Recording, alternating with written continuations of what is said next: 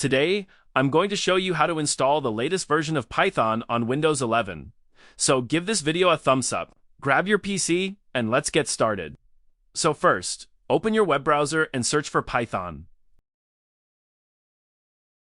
Then open the official website. Once the website opens, move your cursor over the Downloads section, and here you'll automatically see the latest version available for Windows.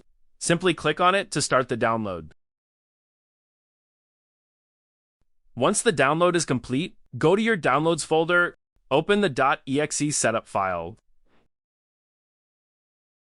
Now the Python installer will open.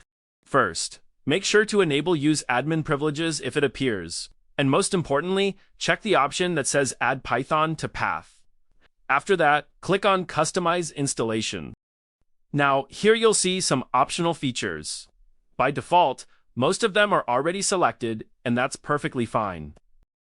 Now, under Advanced Options, enable Install Python for all users. Now click Install and wait for the setup to finish.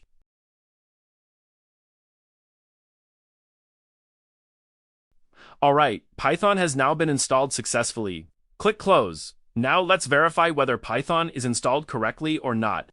Open the Start menu, search for CMD, and open Command Prompt.